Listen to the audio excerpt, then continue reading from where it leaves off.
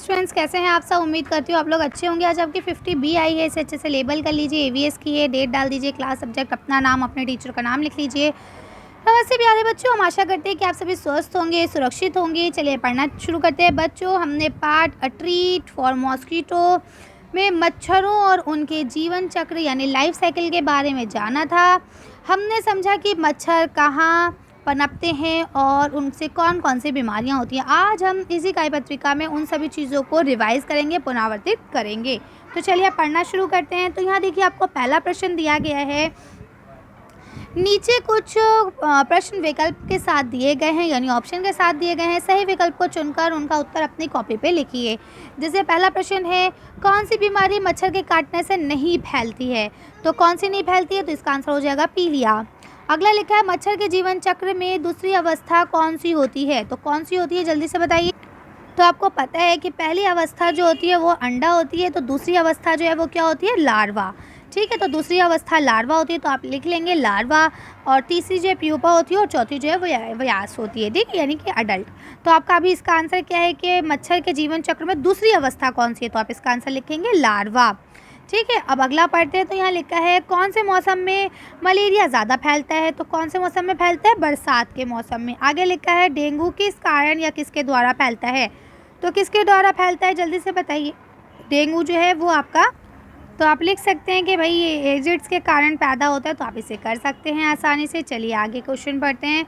तो यहाँ देखिए आपको अगला क्वेश्चन दिया गया है कि नीचे दिए गए कविता की सहायता से नीचे दिए गए प्रश्नों के उत्तर अपनी कॉपी पे लिखिए। तो पहला यहाँ दिया गया है, किसी भी मौसम में मिल जाता हूँ लेकिन बारिश में सबसे ज़्यादा पाया जाता हूँ। मलेरिया डेंगू जैसी बीमारियाँ फैलाता हूँ। कूड़े कचरे से लेकर साफ़ पानी में रह जाता हूँ। ठीक है, इसके बाद क्या लिखा है, मुझसे लोग अपनी जान बड़ी मुश्किल से बचाते हैं। मच्छरदानी और मच्छर भगाने वाली क्रीम लगाते हैं। पूरे कपड़े पहनकर ही बाहर जाते हैं, तभी बीमारियों से बच पाते हैं। तो ये आपको बताया गया है। अब यहाँ देखिए लिखा है, मच्छर सबसे ज़्यादा किस मौसम में पनपते हैं। तो आपको पता है बारिश के या बरसात के मौसम में। नेक्स्ट लिखा है, मच्छरों द्वारा कौन कौन सी बीमारियाँ होती हैं। तो आपको पता है मलेरिया और डेंगू होता है। तीसरा लिखा है, मच्छरों से बचने के लिए हमें क्या करना चाहिए। तो मच्छरों से बचने के लिए हमें पूरे स्किन के कपड़े पहनना चाहिए, मच्छरदानी लगाना चाहिए, मच्छर भगाने वाली क्रीम लगाना चाहिए, है ना। अभी आप समझ लीजिए, सारे आंसर मैं आपको एक साथ दिखाने वाली हूँ। मच्छर कहाँ पनपते हैं, तो आपको पता है मच्छर पानी में, कूड़े कचरे में पनपते हैं। चलिए अब चारों आंसर को एक साथ देख लेते हैं। तो देखिए पहले का आंसर बारिश हो जाएगा, दूसरे का आंसर मलेरिया और डेंगू हो जाएगा। तीसरे में आप लिखेंगे कि सोते समय मच्छरदानी का प्रयोग करें, पूरे बाजू वाले कपड़े पहने, अपने आसपास सफाई रखें, है ना, और मच्छर भगाने वाली क्रीम लगाएं। तो ये सब आप लिख सकते हैं। और लास्ट में आप लिखेंगे कूड़े कचरे और साफ़ पानी में। तो इस तरह से चारों के आंसर आपके हो जाएंगे। चलिए आगे पढ़ते हैं। अब यहाँ देखिए आपको लिखा है, नीचे कुछ वाक्य दिए गए हैं, उन्हें पढ़िए और हाँ या ना में उत्तर दीजिए। ठीक है, तो चलिए अब हम लोग क्या करते हैं, इसको फटाफट पढ़ लेते हैं और उसके बाद आंसर लिखते हैं। तो यहाँ लिखा है, पहला लिखा है, मलेरिया केवल मच्छर के काटने से ही फैलता है। तो ये बिल्कुल ठीक बात है, मलेरिया केवल मच्छर के काटने से ही फैलता है। मच्छर केवल पानी में ही अंडे देते हैं।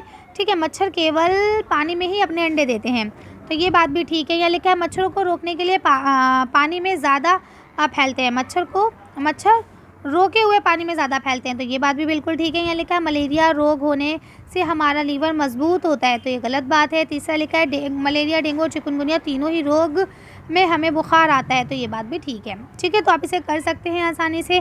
आगे यहाँ लिखा है, मच्छरों के विभिन्न अंगों के नाम अपनी कॉपी पे लिखिए। मच्छरों से होने वाले रोगों से बचाव के कोई 3 उपाय भी अपनी कॉपी पे लिखिए। तो देखिए अभी हमने यहाँ बचाव के तो 3 उपाय लिख ही लिए थे।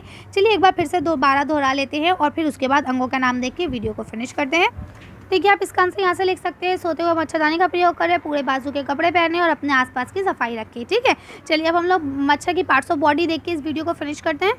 पिछली वर्कशीट में भी आपको दिखाया गया था मच्छर के अलग अलग पार्ट्स, तो हम उनको भी लिख सकते हैं, लेकिन यहाँ मैंने आपको कुछ नेट से डाउनलोड करे, इसमें कुछ एक्स्ट्रा भी हैं, तो आप उन्हें भी लिख लेंगे। जैसे ये सूंड एक्स्ट्रा है इसमें, है ना, ये आपका ओपन अकाउंट आई जो है ये एक्स्ट्रा है, एंटीना, पंख, पेट, पैर, ये तो उसमें भी थे।